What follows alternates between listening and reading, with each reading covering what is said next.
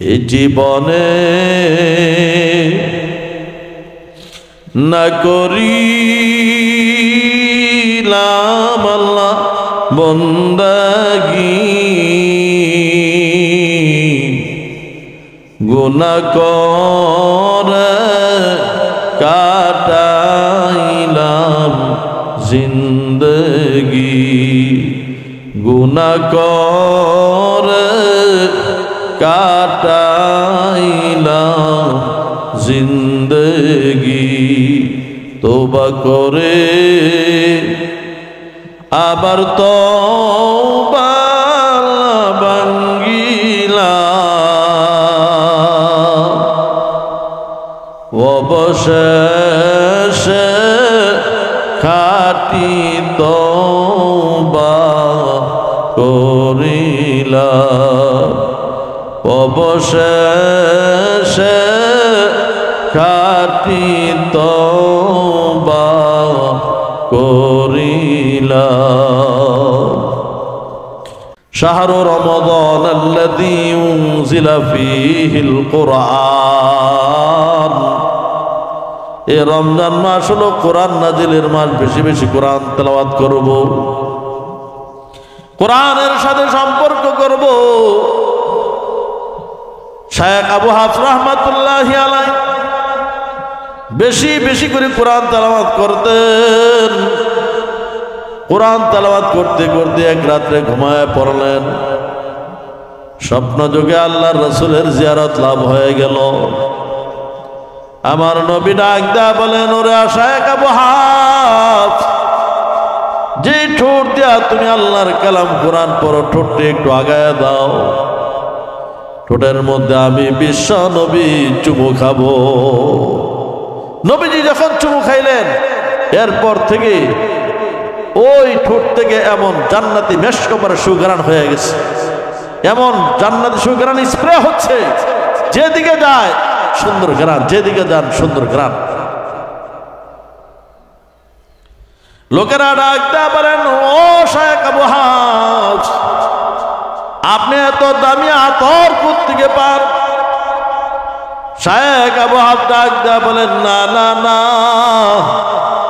দুনিয়ার কোনো আতর না রে, দুনিয়ার কোনো সেন্ট না, এটা হলো আল্লাহর হাবিব বিশ্ব নবীজির মুখের লালা মুবারকের বরকত। যা নবীজির লালা মুবারকের বরকত, দুনিয়ার কোনো আতর নাই। এজন্য মা বোনদেরকে বলবো, রে মা, এই রমজান মাসে বেশি বেশি করে কোরআনুল কারীমের তেলাওয়াত করো, কোরআনের সাথে সম্পর্ক করো, কোরআনকে নিজের জীবনের সঙ্গী বানাও। হযরত আমিরুল মুমিনিন ওমর রাদিয়াল্লাহু তাআলা আনহু যখন ঘরে আসতেন, সর্বপ্রথম উনি ওনার সন্তানকে কোলে না নিয়ে আগে আল্লাহর কালাম কোরআনকে কোলে নিতেন, কোরআনকে চুমু খাইতেন, কোরআনকে মহব্বত করতেন। কোরআনকে ভালোবাসার কারণে কত মানুষের জীবন সুন্দর হয়ে গেল। হযরত বাশার হাফিজ রাহমাতুল্লাহি আলাইহি, ওনার প্রথম জীবন ছিল এলোমেলো জীবন, মদ পান করে বেড়াইতেন। একদিন মদের আড্ডাতে রওনা করলেন, রাস্তার মধ্যে দেখেন একটা কাগজ, কাগজের মধ্যে লেখা বিসমিল্লাহির রহমানির রহিম। তো উনি চিন্তা করলেন, আরবি ভাষা, আরবি লেখা, কাগজটাকে জমিন থেকে উঠায় মার কাছে নিয়ে ডাক দেয়া বলেন, মা, এই আরবি লেখা দেখা যায়, কার নাম লেখা গো মা? মা বললেন, তোমার আমার পালন কর্তা মহান আল্লাহ রাব্বুল আলামিনের নাম আছে। চিন্তা করলেন, জীবনে তেমন ভালো আমল করতে পারলাম না, এজন্য ওই কাগজটাকে উঠাইয়া পরিষ্কার করে উঁচু জায়গার মধ্যে সুন্দর করে সংরক্ষণ করলেন, উঁচু জায়গার মধ্যে রেখে দিলেন। ওই দিন আর মদ পান করতে গেলেন না। গভীর রাত্রে মহান আল্লাহ রাব্বুল আলামিনের পক্ষ থেকে ইলহাম চলে আসছে, ইয়া বাশারু طيبت اسمي فطيبناك ورفعت اسمي فرفعناك আল্লাহ রাব্বুল আলামিন ডাকতে বলেন বাশার রে আমার নামের ভিতরে যতগুলো ময়লা ছিল আমার নামের ময়লাগুলো তুই পরিষ্কার করে দিলি আমি আল্লাহ রাব্বুল আলামিন তোর আমলনামার ভিতরে যত গুনার ময়লা ছিল আমি ময়লাগুলো পরিষ্কার করে দিলাম তুই আমার নামটাকে উঁচু জায়গার মধ্যে সংরক্ষণ করলি আমি আল্লাহ রাব্বুল আলামিন তোর নামটাকে আমার ওলির লিস্টের মধ্যে লিখে তোর নামটাকে সংরক্ষণ করলাম এজন্য মা বোনেরা বেশি বেশি করে কোরআন তেলাওয়াত করবেন কোরআন শিখবেন কোরআন শেখার চেষ্টা করবেন যদি ঠেকে ঠেকে পড়েন ঠিকই পড়বেন চেষ্টা করতে থাকে আপনি ডবল সওয়াবের ভাগী হবেন কোরআন ওয়ালাদের কিয়ামতের ময়দানে কোরআন ওয়ালাদেরকে আল্লাহ বড় সম্মান দিবেন আল কোরআন ওয়াস সিয়াম ইয়াশফাআন ফায়ুশাফাআন কোরআন এবং রোজা কিয়ামতের ময়দানে বান্দা বান্দীদের জন্য সুপারিশ করবে আর তাদের সুপারিশ গ্রহণ করা হবে কোরআন এমন এক নিয়ামত মা মিন শাফিঈন আযমু দারজাতান ইনদাল্লাহ ইয়াউমাল কিয়ামাতি মিনাল কুরআন লা নাবিয়্যুন ওয়ালা মালাকুন ওয়ালা গায়রুহু কোরআন যে পরিমাণ সুপারিশ করবে কোন নবী এই পরিমাণ সুপারিশ করতে পারবে না কোন ফেরেশতারাও করতে পারবে না আল কোরআন শাফিউন মুশাফাউন ওয়া মাহিলুন মুসাদ্দাকুন মান জালাহু আমামাহু কাদাহু ইলাল জান্নাহ ওয়া মান জালাহু খালফা দারি সাকাতাহু ফিন্নার কোরআন সুপারিশ করবে আর কোরআনের সুপারিশকে গ্রহণ করা হবে যারা কোরআনকে আগে রাখবে অগ্রগামী রাখবে আল্লাহ তাদেরকে জান্নাতে পৌঁছায় দিবেন আর যারা কোরআনকে পিছায় রাখবে কোরআনকে অবমাননা করবে সাকাতাহু ফিন্নার তাকে জাহান্নামের অতল দেশের মধ্যে আল্লাহ নিক্ষেপ করবে কোরআনের চেয়ে বড় নিয়ামত নাই কোরআনে যারাই কোরআনের মধ্যে ভুল ধরতে আসছে তাদের জীবনের ভুল ধরা পড়ে গেছে ডক্টর মরিস বুকাইলি মিশরের নিউ ইয়র্কের বড় ডক্টর মিশরের জাদুঘরে ঢুকলেন কোরআনে ভুল ধরার জন্য বর্তমান কোরআনকে মিলাইলেন ওই হযরত উসমানে গনি রাদিয়াল্লাহু তাআলার হাতের লেখা চামড়ার উপরে 30 পারা কোরআন এখনো পর্যন্ত মিশরের জাদুঘরে সংরক্ষিত মিলায়া দেখলেন কোনো জের জবর পেশ ডক্টর পরিবর্তন পাইলেন না সাথে সাথে কালিমা পড়ে মুসলমান হয়ে গেলেন সুবহানাল্লাহ ইমাম শাফি রাহমাতুল্লাহ আলাইহির যুগে একটা লোকের কোনো সন্তান আদি হয় না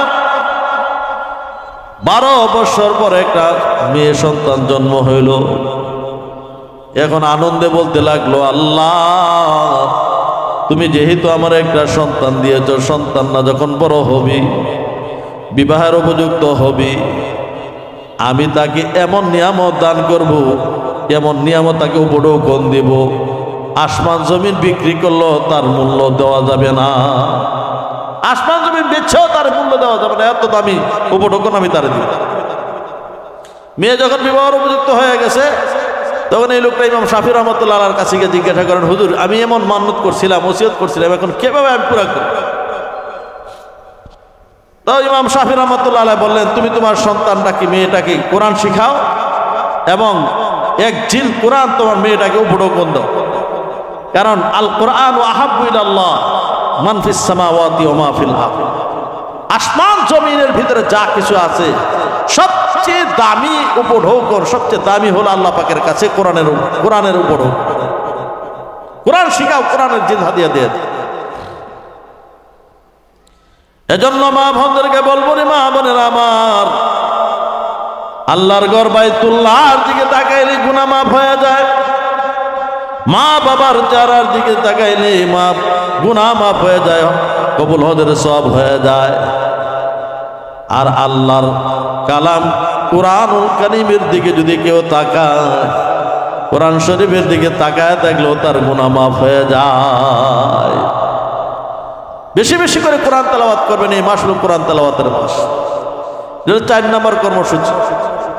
5 নম্বর কর্মসূচি হলো প্রত্যেকে যার যার সম্পদের যাকাতগুলো, ফিতরাগুলো, সদকাগুলো আদায় করে দেয়। যাকাত শব্দের শাব্দিক অর্থ হলো আত্মহারাত, পবিত্রতা, আর নুমা, বৃদ্ধি হওয়া, আল বারাকা, বরকত হওয়া। যাকাত আদায় করলে তার মাল পবিত্র হয়ে যায়।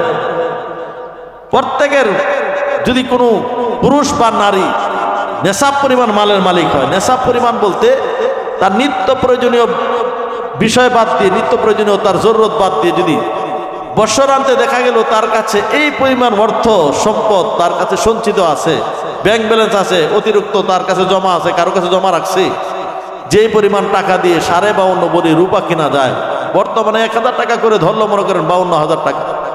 52,500 টাকার মালিক যদি কেউ হয় তাহলে শতকরা 2.5% করে তার যাকাত আদায় করতে হবে। 2.5% করে যাকাত আদায় করে দিতে হবে।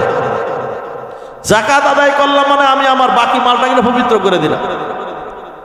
আগের দিনে মানুষ এই এলাকাতে গুড়ের চাষ করতো, মানে আখের চাষ করে এটারে গুড় বানাইতো।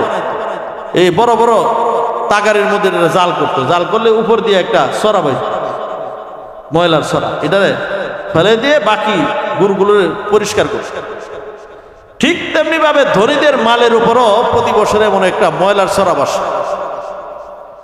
ওই ময়লার চোরাগুলা পরিষ্কার করে দিলেই বাকি মালটা পবিত্র হয়ে যায়। এটা গরিবের হক, হক্কুম লিসাইল, সাইলের হক। এটা হক্কুম মালুম, নির্ধারিত একটা হক, এটা গরিবের হক। এটা আমাকে আদায় করতেই হবে। যদি আদায় না করি তাহলে কিয়ামতের ময়দানে কঠিন শাস্তির ভাগী হতে হবে। এর জন্য সহিহ মুসলিম শরীফের 188 নম্বর পৃষ্ঠার হাদিস, নবীজি বলেন, মান আতাহুল্লাহু মালান ওয়া লাম ইউআদ্দি যাকাতাহু মুসিলা লাহু ইয়াউমাল কিয়ামাতি শুজাআ। যাদেরকে আল্লাহ সম্পদ দিয়েছেন কিন্তু সম্পদের যাকাত আদায় করলো না, কিয়ামতের ময়দানে এই সম্পদগুলোকে সর্পের আকৃতি দিয়ে আল্লাহ তাআলা তার গলার মধ্যে ফেঁসাই দিবে। তার চোখ হবে আকরা লাহু জাবিবাতান, তার বড় বড় চোখ থাকবে, তার চোয়াল থাকবে, আর কথা বলার শক্তি দিবেন। সে সবল দিবে আর বলবে, আনা মালুক আনা কানজুক, আমাকে চিনতে পারছো না? আমি তোমার সঞ্চিত সম্পদ, আমি তোমার ওই ব্যাংক ব্যালেন্স, আমি তোমার টাকা, তুমি যা যাকাত আদায় করো না, এই জন্য তোমাকে সবল দিচ্ছি। পৃথিবীর মধ্যে অনেক বড় ধনী ছিল কারুন। মুসা আলাইহিস সালাম বলছিলেন যাকাত আদায় করে দাও, সে যাকাত আদায় করে নাই। না করাতে আল্লাহ ওই সম্পদ সহ কারুনকে জমিনের নিচে ধসায় দিচ্ছে। কোরআনের ঘটনা আছে। আজও পর্যন্ত ওই সম্পদ নিয়ে সে জমিনের নিচে ধসতেই আছে, যাইতেই আছে, কিয়ামত পর্যন্ত যাইতেই থাকে। কেমন সম্পদের মালিক ছিল? 70টা উট তার বালাখানা বা তার যে ধনভাণ্ডার ছিল, ওই ধনভাণ্ডারের চাবি বহন করার জন্য লাগতো। তাহলে কি পরিমাণ সম্পদের মালিক ছিল? পৃথিবীতে এমন সম্পদশালী, পৃথিবীতে এমন শিল্পপতি আর নাই, কিয়ামত পর্যন্ত আসবেও না। এই সম্পদশালী লোকটাই জমিনের নিচে ধসে গেছে। আল্লাহ দৃষ্টান্ত স্থাপন করে দিলেন, ও দুনিয়ার ধনীরা, তোমরা যত সম্পদের মালিকই হও না কেন, যদি যাকাত আদায় করো তাহলে তোমার সম্পদ পবিত্র থাকবে, তোমার সম্পদ ধসবে না, আগুন জ্বলবে না, সমুদ্রে ডুববে না, তোমার সম্পদ ধ্বংস হবে না। আর যদি সম্পদের যাকাত আদায় না করো তাহলে তোমাদের এই সম্পদকে আল্লাহ রাব্বুল আলামিনের পক্ষ থেকে গজবে ধ্বংস করে দিবে, সমুদ্রের মধ্যে ডুবে যাবে, আগুন লেগে যাবে, তোমার সম্পদ জ্বলে পুড়ে ছারখার হয়ে যাবে। এই জন্য সম্পদের যাকাত আদায় করে দিবে, পঙ্খানুপঙ্খের হিসাব করে যাকাত আদায় করতে হবে। যে সমস্ত মালের যাকাত আসে এগুলো আমরা জানবো। মানে স্থায়ী স্থাবর সম্পত্তির উপর যাকাত আসে না। যে ঘর বাড়ি, নিজের বসত বাড়ি, এটার উপর যাকাত আসবে না। কিন্তু কেউ যদি ভাড়ায় ঘর চালায়, যে ঘর বাড়ি করে ভাড়া চলে, ওই ভাড়ার ইনকামের উপর আসবে। কেউ কারো যদি গাড়ি থাকে, গাড়িটার উপর যাকাত আসবে না, ওই গাড়িটার ইনকামের উপর যাকাত আসবে। আপনার নিত্য প্রয়োজনীয় যে কাপড় চোপড় আছে, এটার উপর যাকাত নাই, অতিরিক্ত দাম ধরতে হবে। অনেকের ঘরে দেখা যায় সাইন্সিনের উপরে 200 টাকা লটকায় রাখছে, চুলায় রাখছে, অথবা মানে কাজ দিয়ে রাখছে সৌন্দর্যের জন্য। এই নিত্য প্রয়োজনীয় যেগুলো দেখছে লাগে, এটি প্রয়োজনীয়, বাকিটা দাম ধরতে হবে, এটা অতিরিক্ত। ঘরের টেলিভিশন অতিরিক্ত, টেলিভিশন দাম ধরতে হবে। একটা মোবাইল হলেই চলে, কোটি মোবাইল, ঘরের ভিতরে 2টা-3টা মোবাইল আছে, অতিরিক্ত মোবাইলগুলো দাম ধরতে হবে। সবগুলো ধরে যদি দেখা যায় তার কাছে 52,000 টাকার সম্পদ আছে, তাইলে ওই শতকরা 2.5% হিসাব করে পরে যাকাত আদায় করতে হবে।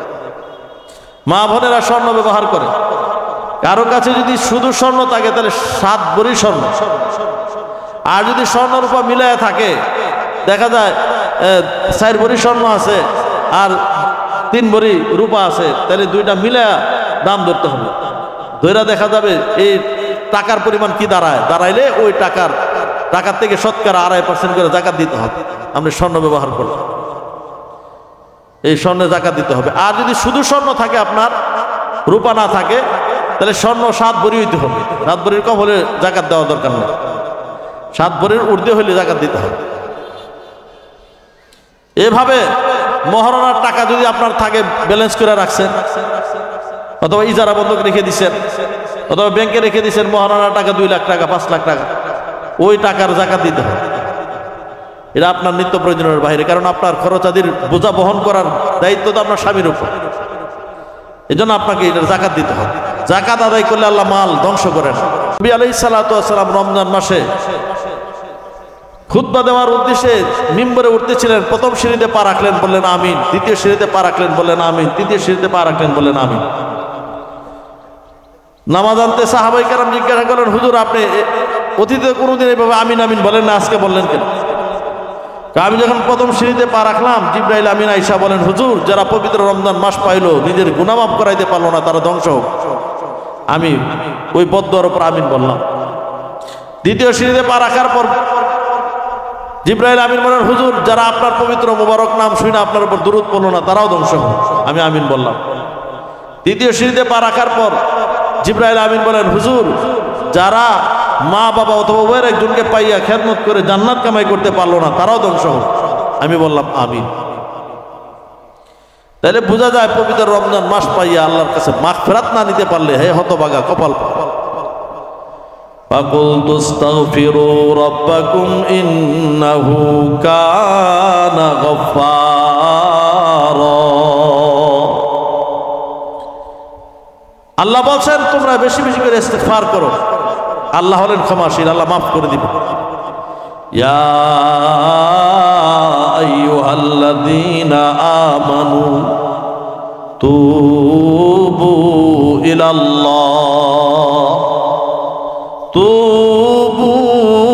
ইলাল্লাহি তাওবাতান নাসুহা।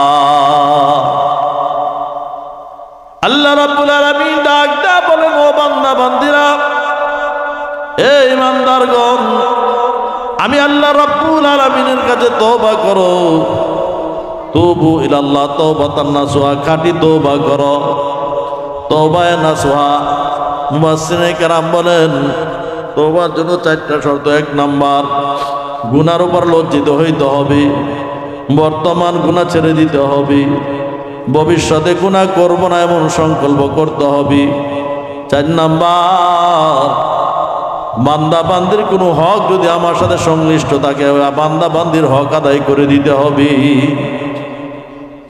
এই 4 শর্ত সাপেক্ষে কেউ যদি তওবা করে, তওবা আল্লাহর কাছে কবুল হয়।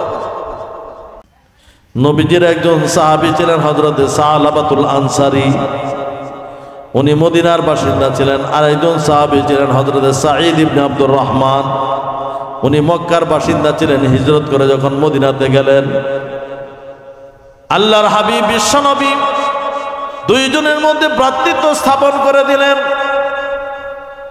যখন তাবুকের যুদ্ধের ডাক চলে আসলো, আমার নবী ডাক দেয়া বলেন, সাঈদ তোমাকে আমার সঙ্গে তাবুকের যুদ্ধে চলে যেতে হবে। বাড়ির দায়িত্ব সালাবাতুল আনসারীকে বুঝাইয়া দাও। সাঈদ ইবনে আব্দুর রহমান তাবুকের যুদ্ধে চলে গেলেন। এই ফাঁকে শয়তান ধোঁকা দিল। সালাবাকে ডাক দেয়া বলেন, সালাবা, সাঈদের বিবি বড় সুন্দরী, তুমি সুযোগ করলে সুযোগ মতো তার ইজ্জত নষ্ট করে দিতে পারো। শয়তানের প্রবঞ্চনায় প্রবঞ্চিত হইয়া হযরত সালাবাতুল আনসারী সাঈদ ইবনে আব্দুর রহমানের ঘরে ঢুকে গেলেন। এমনকি তার বিবির হাত ধরে ফেললেন। বিবির ভিতরে ছিল আল্লাহর ভয়, তার ভিতরে ছিল আল্লাহর ভয়। ডাক দেয়া বলেন, সালাবা তোর ভিতরে কি আল্লাহর ভয় নাই? তোর ভিতরে কি কবরের ভয় নাই? তোর ভিতরে কি হাসরের ভয় নাই? তোর ভিতরে কি মরণের ভয় নাই? এগুলো যখন ধমক দিলেন, তুই কি জানোস না আমি যে তোর ভাইয়ের রেখে যাওয়া আমানত, কিয়ামতের ময়দানে আমার আল্লাহর সামনে কোন মুখ নিয়ে তুই জবাব দিবি রে? সাহাবা লজ্জিত হইয়া ঘর থেকে বের হয়ে গেলেন, পাহাড়ের উপরে চলে গেলেন, আর সেজদা দিয়ে দিয়ে আল্লাহর দরবারে কান্দে, আল্লাহ আমি গুনাহগার, তুমি গফফার, আল্লাহ মেহেরবানি করে মাফ করে দাও, ক্ষমা করে দাও। রব্বানা ও রব্বানা ও রব্বানা মাফ করে